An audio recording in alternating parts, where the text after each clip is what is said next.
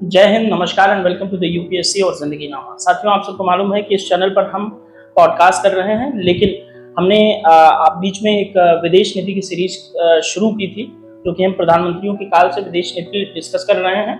और इस पूरी विदेश नीति सीरीज को मार्गदर्शन प्रदान करने के लिए हमारे साथ है आदरणीय डॉक्टर उदय भान सिंह सर। सर, बहुत बहुत स्वागत है आपका। धन्यवाद संदीप, आपको एक बार पुनः अपने चैनल पर आमंत्रित करने के लिए। बिल्कुल सर, काफी लंबे समय के बाद फिर से हम विदेश नीति की अपनी सीरीज स्टार्ट करने वाले हैं। बिल्कुल संदीप, ये श्रृंखला थोड़ी टूट चुकी थी, लेकिन अब हमें इस श्रृंखला को कंटिन्यू करना है। जी सर, हमने अभी तक भारत के पहले प्रधानमंत्री जवाहरलाल नेहरू जी और शास्त्री जी की विदेश नीति हम डिस्कस कर चुके हैं। अब आज इंदिरा गांधी जी की विदेश नीति के बारे में हम आपसे मार्गदर्शन प्राप्त करेंगे। तो सर, ये विदेश नीति का इंदिरा गांधी जी के बारे में डिस्कस करें, इससे पहले हम समझना चाहेंगे कि इंदिरा गांधी जी की विदेश नीति किन तत्वों पर आधारित थी। देखिए, श्रीमती इंदिरा गांधी जी जब प्रधानमंत्री बनी तो लोगों को उनकी क्षमता और उनकी प्रतिभा पर विश्वास नहीं हुआ। राम मनोहर लोहिया उनको बचपन में गूंगी गुड़िया कहा करते थे। तो उस समय जब प्रधानमंत्री बनी तो कांग्रेस के अंदर भी दो गुट हो गए, सिंडिकेट और इंडिकेट। इंडिकेट का नेतृत्व श्रीमती गांधी कर रहे थे, सिंडिकेट का नेतृत्व कांग्रेस के पुराने नेता। अनेक लोगों ने कहा कि यह गूंगी गुड़िया देश को कैसे संभालेगी, लेकिन गूंगी गुड़िया ने देश को बहुत बखूबी और अच्छे तरीके से संचालित किया। उन्होंने कहा कि शक्ति ही शांति की गारंटी होती है। इंदिरा गांधी का यह प्रसिद्ध वाक्य अंतर्राष्ट्रीय चर्चा का विषय बना था, शक्ति ही शांति की गारंटी होती है। तो श्रीमती इंदिरा गांधी ने अपनी विदेश नीति को भारत की राष्ट्रीय सुरक्षा, अस्मिता, क्षेत्रीय अखंडता और भौगोलिक अखंडता से जोड़ करके देखा। श्रीमती इंदिरा गांधी की विदेश नीति में मुख्य रूप से 3 बिंदुओं पर हम चर्चा करते हैं, जिनको हम कहते हैं कि श्रीमती इंदिरा गांधी की विदेश नीति के यह 3 तत्व थे। राष्ट्रीय हित, राष्ट्रीय सुरक्षा और यथार्थवाद। यह श्रीमती इंदिरा गांधी की विदेश नीति का पहला तत्व है, राष्ट्रीय हित, राष्ट्रीय सुरक्षा और यथार्थवाद। दूसरा तत्व था जो था क्षेत्रीय नेतृत्व, क्षेत्रीय प्रभुत्व। और तीसरा तत्व था लचीला गुट निरपेक्षता की अवधारणा। वह पंडित नेहरू के आदर्शवाद के स्थान पर यथार्थवाद को बल दिया। इसलिए गुट निरपेक्षता को स्वीकार करते हुए वह दृढ़ गुट निरपेक्षता के स्थान पर लचीलापन, गुट निरपेक्षता की अवधारणा। तो हमने कहा कि श्रीमती इंदिरा गांधी की विदेश नीति 3 तत्वों से संचालित होती है। पहला तत्व राष्ट्रीय हित, राष्ट्रीय सुरक्षा और यथार्थवाद। दूसरा पॉइंट हमने कहा कि श्रीमती इंदिरा गांधी ने क्षेत्रीय प्रभुत्व और क्षेत्रीय नेतृत्व को अपनी विदेश नीति का आधार बनाया। फिर लचीलापन, गुट निरपेक्षता के आधार बनाया। वह पंचशील के सिद्धांतों को स्वीकार करते हुए भी उन्होंने कहा कि भारत दक्षिण एशिया की एक ताकत है, उसे अपनी राष्ट्रीय हित और राष्ट्रीय सुरक्षा को सुनिश्चित करने के लिए कोई भी कदम उठाने का अधिकार। इस अनुक्रम में उन्होंने श्रीलंका में भी हस्तक्षेप अप्रत्यक्ष रूप से किया, चीन के प्रति सतर्कता का दृष्टिकोण रखा। इसके साथ साथ उनकी विदेश नीति के तत्वों की जब हम बात करते हैं तो रणनीतिक स्वायत्तता और परमाणु सुरक्षा को लेकर के भी उनकी विदेश नीति जानी जाती है। सोवियत संघ के साथ भारत के संबंधों को उन्होंने बढ़ावा दिया, सोवियत संघ के साथ रणनीतिक संबंधों को बढ़ावा, लेकिन महाशक्तियों के साथ संतुलन बनाने पर भी बल दिया।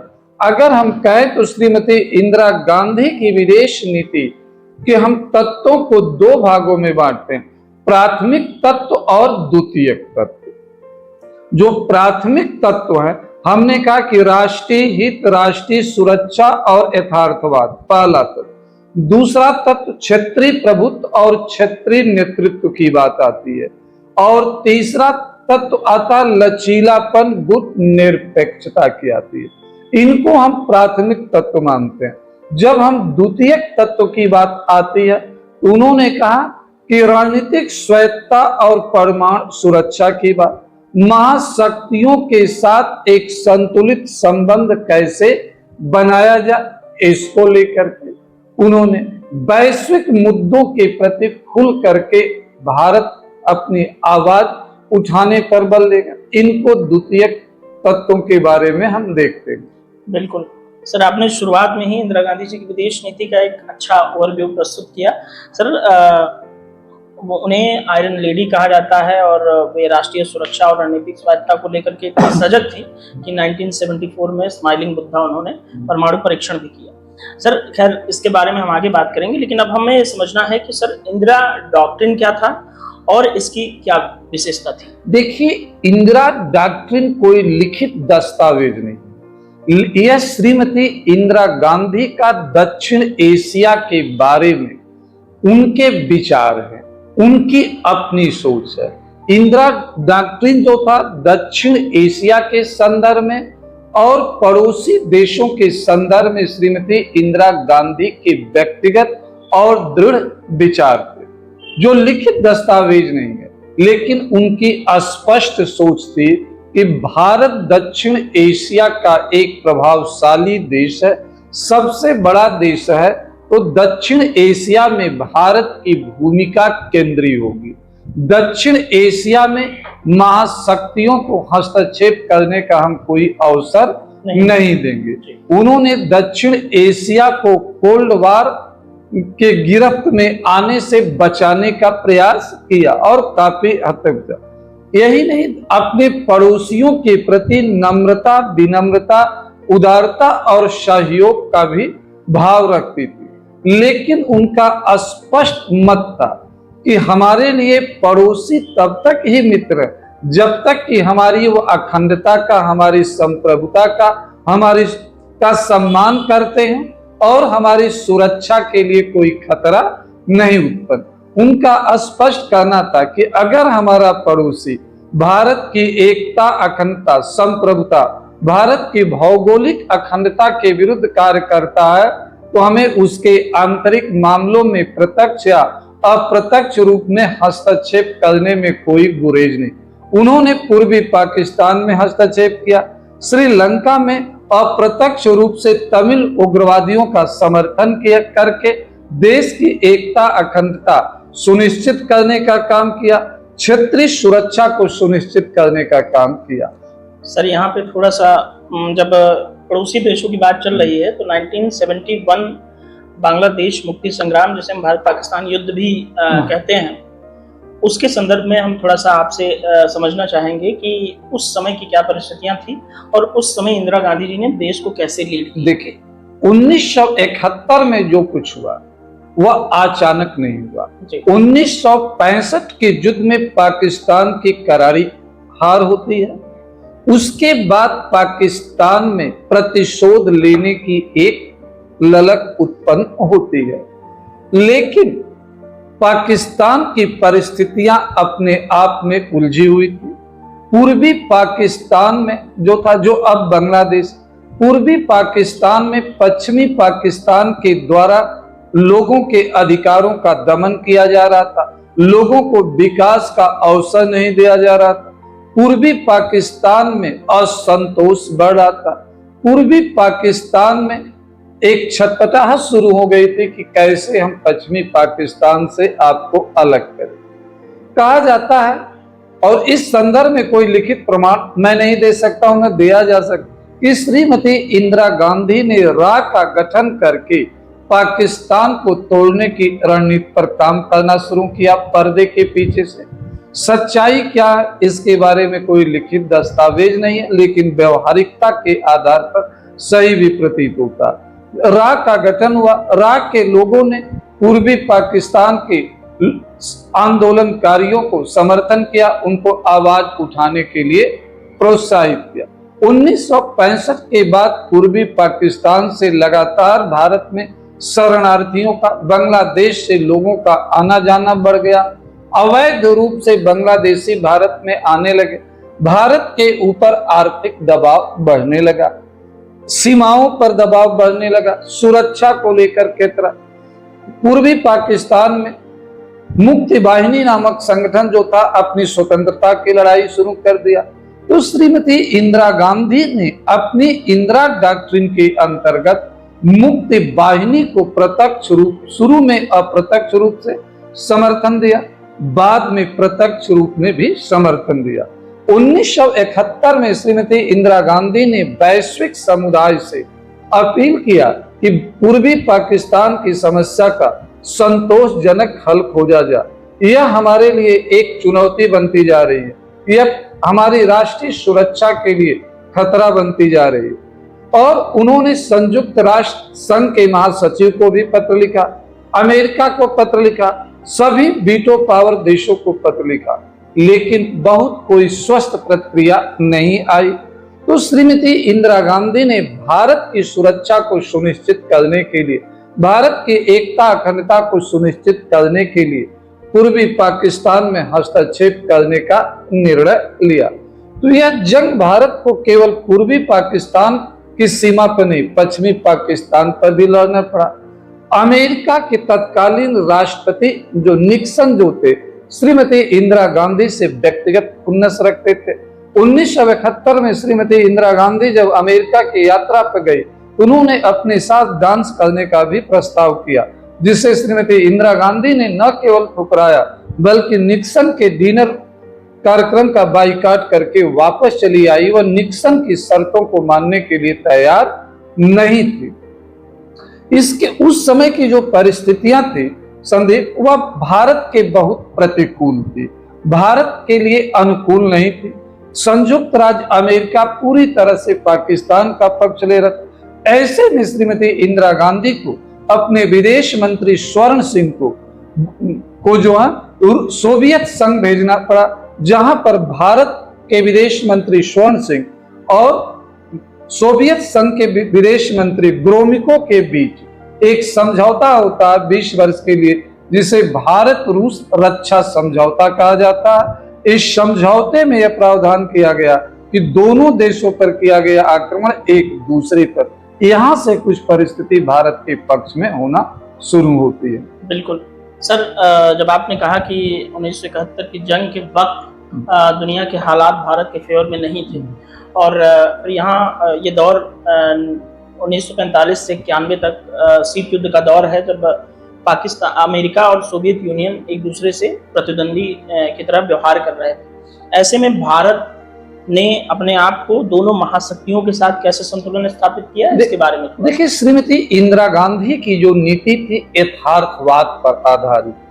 श्रीमती इंदिरा गांधी ने स्पष्ट तौर पर कहा कि हम राष्ट्रीय हितों की रक्षा करने के लिए, देश की सुरक्षा को सुनिश्चित करने के लिए हम किसी के भी साथ बातचीत करने के लिए स्वतंत्र हैं, सहयोग लेने के लिए स्वतंत्र। हम ब्रिटेन के साथ भी रक्षा समझौते के हथियारों को खरीदने, फ्रांस के साथ भी हमने किया, लेकिन हम अपनी रक्षा सुरक्षा सुनिश्चित करने के लिए सोवियत संघ के साथ विशेष रक्षा समझौता किया। तो श्रीमती इंदिरा गांधी ने आर्थिक विकास के मुद्दों को लेकर के और राष्ट्रीय सुरक्षा के मुद्दों को लेकर के दोनों के बीच एक विभाजक रेखा खींचा, जहां राष्ट्रीय सुरक्षा को सुनिश्चित करने के लिए हम सोवियत संघ पर अत्यधिक निर्भर हुए, और उन्होंने विकासात्मक गतिविधियों को बढ़ावा देने के लिए पूंजीवादी देशों के साथ भी उन्होंने सहयोग करने का निर्णय लिया। उन्होंने कहा कि हम गुटनिरपेक्षता की नीति का अनुयायी हैं, फॉलोअर हैं, लेकिन हम निष्क्रिय नहीं हैं, हम सक्रिय होकर के मुद्दों के आधार पर विभिन्न देशों के साथ संबंध स्थापित करेंगे। उन्होंने पूंजीवादी देशों, ब्रिटेन, जर्मनी, फ्रांस और अमेरिका जैसे देशों के साथ भी आर्थिक सहयोग करने के लिए आगे बढ़े। संयुक्त राष्ट्र संघ, अंतर्राष्ट्रीय मुद्रा कोष, विश्व बैंक के साथ भी परामर्श किया। 1966 में संयुक्त राष्ट्र संघ के अंतर्राष्ट्रीय मुद्रा कोष के दबाव में भारतीय मुद्रा का अवमूल्यन भी दूसरी बार उन्होंने किया। या और 1969 में निजी क्षेत्र के 14 बैंकों का राष्ट्रीयकरण करके समाजवादी समाज की स्थापना का भी संदेश दिया। तो श्रीमती इंदिरा गांधी ने विभेदीकृत नीति अपनाई, महाशक्तियों के साथ संतुलन स्थापित करने के अनुक्रम में यूनिफॉर्म पॉलिसी को न अपना करके विभेदीकृत नीतियों को अपनाया। सुरक्षा के पहलू को लेकर के हमारा झुकाव सोवियत संघ के तरफ था, विकासात्मक गतिविधियों को लेकर हमारा झुकाव अमेरिका और वैश्विक संस्थाओं से सहयोग प्राप्त करने को था। हम मुद्दों के आधार पर समर्थन देते। श्रीमती इंदिरा गांधी ने जब 1980 के ओलंपिक का पूंजीवादी देशों ने बहिष्कार किया तो श्रीमती इंदिरा गांधी सोवियत संघ के साथ खड़ी हुई, क्योंकि 1980 का ओलंपिक मॉस्को में हुआ था। 1984 का ओलंपिक जब अमेरिका में आयोजित हुआ तो सोवियत संघ और उसके सहयोगी देशों ने बहिष्कार किया, लेकिन भारत ने बहिष्कार नहीं किया, ओलंपिक में भाग लिया। तो श्रीमती गांधी मुद्दों के आधार पर दोनों देशों के साथ, महाशक्तियों के साथ समर्थन लेना और समर्थन देने की रणनीति अपनाई। सर, श्रीमती इंदिरा गांधी जी के कार्यकाल की दो बड़ी घटनाओं में पहला तो हमने जिक्र कर लिया 1971 का वॉर। अब हम 1974 में जब परमाणु परीक्षण हम करते हैं स्माइलिंग बुद्धा के नाम से, उस समय दुनिया की प्रतिक्रिया भारत के प्रति कैसी रही उसके बारे में देखिए। श्रीमती इंदिरा गांधी ने अपने जीवन के कुछ वर्षों में ही सबसे बड़ा जो कदम उठाया बैंकों का राष्ट्रीयकरण करना था, निजी।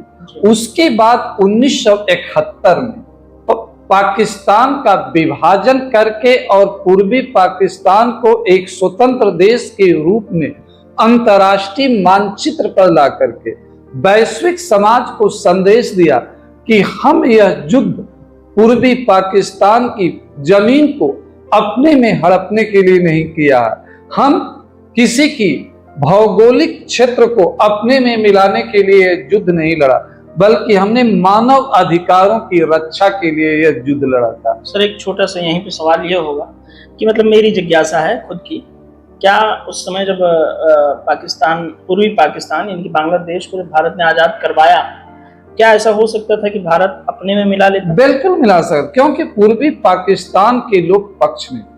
पूर्वी पाकिस्तान का जनमानस इंदिरा गांधी को महानायिका के रूप में देख रहा था। वहां के कुछ नेताओं ने तो श्रीमती इंदिरा गांधी को अपना स्वयंभू प्रधानमंत्री भी घोषित कर दिया था। मुजीबुर रहमान जो पूर्वी पाकिस्तान के आंदोलन के नायक थे, वह भी श्रीमती इंदिरा गांधी का नेतृत्व स्वीकार करने के लिए तैयार थे। ये हम नहीं कह रहे, भारत के पूर्व विदेश मंत्री नटवर सिंह ने एक साक्षात्कार में कहा था कि उस समय हम चाहते, थोड़ा रिस्क लेते तो हम पूर्वी पाकिस्तान को जो है भारत में मिला सकते, लेकिन श्रीमती गांधी ऐसा नहीं चाहती थी, क्योंकि वैश्विक समुदाय को एक संदेश देना चाहती थी कि हम साम्राज्यवाद को बढ़ावा देने के पक्ष में नहीं हैं। मान लीजिए सर, अगर आज का जो बांग्लादेश है वो हमारे हिस्से में होता, वो हमारी टेरिटरी होता, तो भारत को लाभ मिलता या क्या चैलेंजेस? दोनों चल। देखिए, भारत अपनी सामरिक सुरक्षा को लेकर के काफी हद तक सुनिश्चित, ये जो चिकन कॉरिडोर की बात हो रही है, यह हमारे लिए समस्या नहीं होती। बांग्लादेश का समुद्री क्षेत्र हमारे पास होता, हमारी सीमा सीधे म्यांमार से लगती, हमें अब चीन के साथ भी थोड़ी सी राहत होती। चीन की जो सीमाएं हमारी है वो हमारे बांग्लादेश की सीमा जो है चीन के साथ है या अन्य देशों से जो लगती है, वहां पर हमारा भौगोलिक दायरा काफी अधिक हो जाता, हमारी सुरक्षा होती। लेकिन दूसरी तरफ चीन, बांग्लादेश में की जो बढ़ती हुई मुस्लिम आबादी है, वह हमारे लिए आर्थिक संसाधनों पर दबाव होती। बांग्लादेश में धार्मिक कट्टरता आ जाए, बांग्लादेश में रूढ़िवादिता है, तो कहीं न कहीं उसका एक दूसरा पहलू हमारे लिए कुछ लाभ होता, तो कुछ हमारे लिए चुनौतियां भी होती। सर, जैसे आपने चिकन नेक का जिक्र किया, हम थोड़ा सा समझना चाहते हैं कि चिकन नेक के बारे में बहुत चर्चा होती है कि चाइना हमें वहां से काट देगा तो हम अपने नॉर्थ ईस्ट रीजन में नहीं जा पाएंगे, उसके रणनीतिक महत्व पर कुछ प्रकाश डालें। चिकन नेक भारत का ही एक भूभाग है जो शेष भारत को उत्तर पूर्वी भारत नॉर्थ ईस्ट से जोड़ने का काम करता। यह लगभग 20 किलोमीटर चौड़ा एक गलियारा है जो हमारे लिए कनेक्टिविटी का काम करता। देश विभाजन करते समय इस तरह से विभाजन किया गया कि यह चिकन नेक हमारे पास है जो पूर्वोत्तर भारत से जोड़ने का काम करता है। चिकन नेक नेपाल से भी सीमा बनाता है, बांग्लादेश से भी सीमा बनाता है। तो अगर यह बाधित होता है तो निस्संदेह भारत की सुरक्षा खतरे में पड़ जाए, क्योंकि भारत को आगे जाने के लिए रास्ता नहीं। लेकिन वर्तमान में भारत सरकार अनेक टनलों का निर्माण कर रही है जो अगर दुर्भाग्य से चिकन नेक पर विदेशी कब्जा भी होता है तो भारत आराम से पूर्वोत्तर भारत में पहुंच सकता। चिकन नेक हमारे सामरिक दृष्टिकोण से हमारे लिए काफी महत्वपूर्ण है। चिकन नेक की सुरक्षा करने के लिए भारत पूर्वोत्तर में जो है आधारिक संरचना का जाल बिछा रहा। अब तो कुछ समाचार पत्रों ने यह भी लिखना शुरू कर दिया है कि पिछले एक महीने में चिकन नेक की चौड़ाई में लगभग 10 किलोमीटर की वृद्धि हो गई है। भारत सरकार बांग्लादेश की भौगोलिक सीमाओं में हस्तक्षेप कर रही। हालांकि भारत सरकार इस पर कोई प्रतिक्रिया व्यक्त नहीं कर रही है, लेकिन हम यह भी कह रहे हैं कि न भी हुआ यह अफवाह, लेकिन चिकन नेक की सुरक्षा को लेकर वर्तमान सरकार काफी गंभीर है। सामरिक दृष्टिकोण से हमारे लिए यह काफी महत्वपूर्ण है। यह नेपाल से भी हमारी सीमा बनाता है। चीन से चिकन नेक की कोई सीमा नहीं है, लेकिन बांग्लादेश के साथ जो है सीमा बनती है, नेपाल के साथ। यह पूर्वोत्तर भारत को जोड़ने का काम करता है। सर, अब थोड़ा सा जो इंदिरा गांधी जी के पिताजी थे, यानी हमारे भारत के पहले प्रधानमंत्री जवाहरलाल नेहरू जी, उनकी विदेश नीति और श्रीमती इंदिरा गांधी जी की विदेश नीति के मुख्य अंतरों पर आप प्रकाश। अब देखिए, श्रीमती पंडित नेहरू की विदेश नीति के संदर्भ में कहा जाता है कि वह भारत की विदेश नीति की आत्मा और आवाज थी। तो श्रीमती इंदिरा गांधी की विदेश नीति ढाल और तलवार। हाँ, श्रीमती इंदिरा गांधी ने कहा कि जो आवाज उठी है, पंडित नेहरू ने नैतिकता की जो आवाज उठाई है, आवाज दबनी नहीं चाहिए।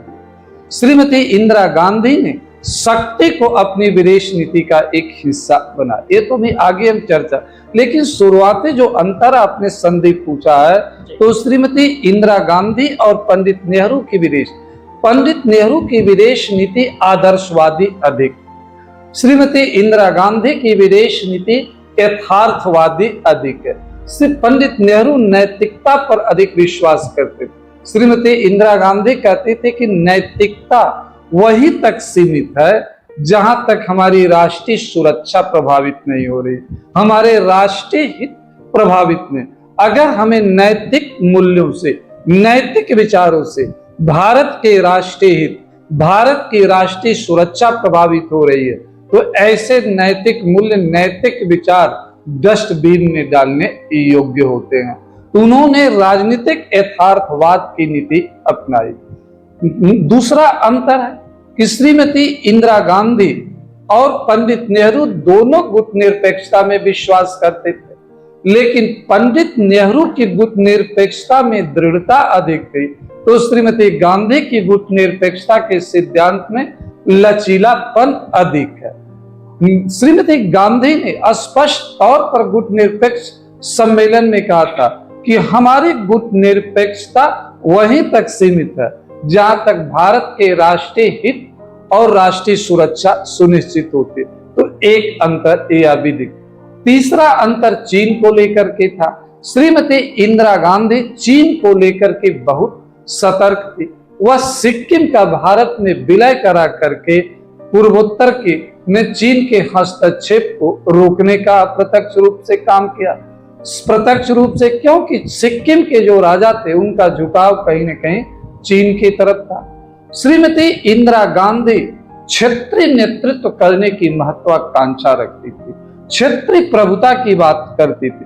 वह कहते थे कि हम क्षेत्रीय संप्रभुता का सम्मान करते हैं, लेकिन अगर इस क्षेत्र का कोई भी देश भारत के हितों के प्रतिकूल काम करता है तो हमें हस्तक्षेप करने में कोई गुरेज नहीं होगा।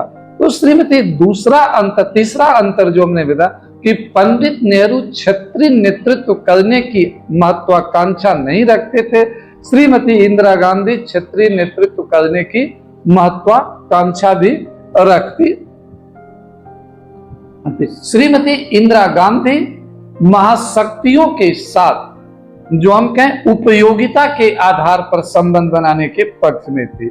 केवल इस आधार पर उनके साथ पक्ष नहीं बनाना चाहती थी, सिद्धांतों के आधार पर नहीं पक्ष या किसी विचारधारा के आधार पर, बल्कि उनका कहना था कि जो ताकतें हमारे हितों की पूर्ति करेगी, हमारे हितों की सुरक्षा करेगी, उनके साथ हम कह सके कि अगर श्रीमती इंदिरा गांधी बेंथम के अधिकतम सुख के सिद्धांत की फॉलोवर थी, वह कहती थी उस सभी देश के साथ हम संबंध बनाने को तैयार हैं जो भारत के हितों को अधिकतम करना चाहता, भारत की राष्ट्रीय सुरक्षा को मजबूत करने में अपना योगदान करना चाहता।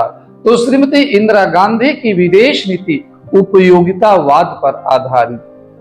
सर, श्रीमती इंदिरा गांधी जी की नीति और राष्ट्रीय सुरक्षा के संदर्भ में अभी आपने बात की, थोड़ा सा ये समझाने का प्रयास करें कि जो आज भारत का रूस के साथ इतना अच्छा संबंध है कि हम हथियारों के क्षेत्र में लगभग 55 to 60% के आसपास हथियार हमारे रशियन ओरिजिन के हैं।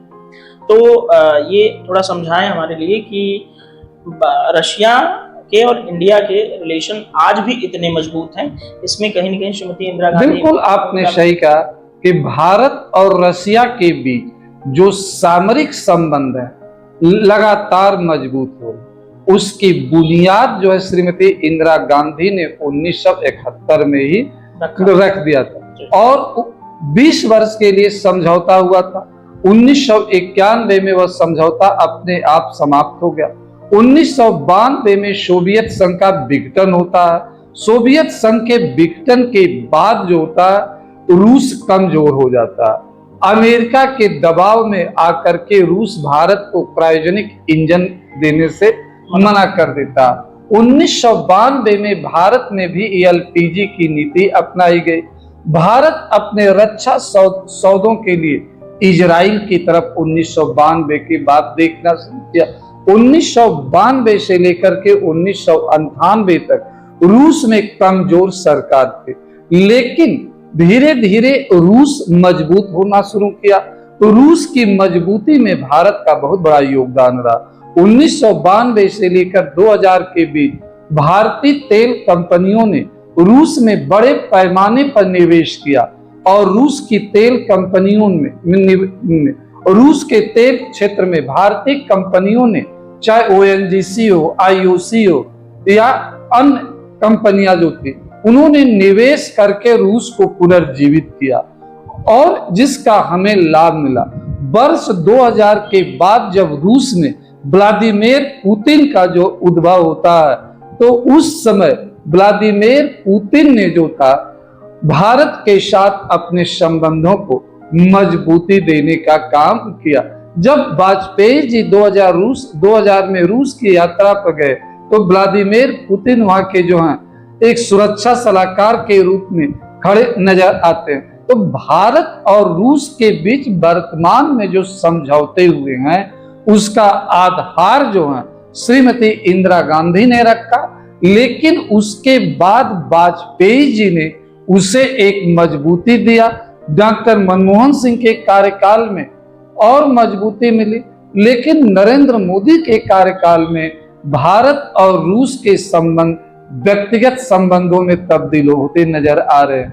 रूस के राष्ट्रपति व्लादिमीर पुतिन और भारत के प्रधानमंत्री नरेंद्र दामोदर मोदी के बीच संस्थागत संबंध होने के साथ साथ व्यक्तिगत संबंध भी स्थापित हो गए। तो जो संदीप आपने पूछा कि क्या श्रीमती इंदिरा गांधी, यह कहने में मुझे कोई गुरेज नहीं है कि भारत और रूस के साथ जो आज सामरिक संबंध है, रणनीतिक संबंध है, उसकी बुनियाद तो श्रीमती गांधी ने ही रखा। सर, अब इस बातचीत के आज के हमारे इस इंदिरा गांधी जी के प्रधानमंत्री काल के सेशन को समाप्त किया जाए, इससे पहले हम आपसे एक अंतर्राष्ट्रीय मामलों के विशेषज्ञ होने के नाते हम आपका पॉइंट ऑफ व्यू जानना चाहते हैं कि इंदिरा गांधी जी के विदेश नीति को और उनके ऑल ओवर पर्सनालिटी को आप कैसे देखते हैं? देखिए, श्रीमती गांधी को मैं एक महानायक के रूप में देखता। उन्होंने भारत की विदेश नीति में जो पंडित नेहरू द्वारा स्थापित विदेश नीति में हिचक थी, यथार्थवाद का अभाव था, सिद्धांतों पर अधिक आधारित थे, आदर्शों में अधिक, उस हिचक को दूर किया।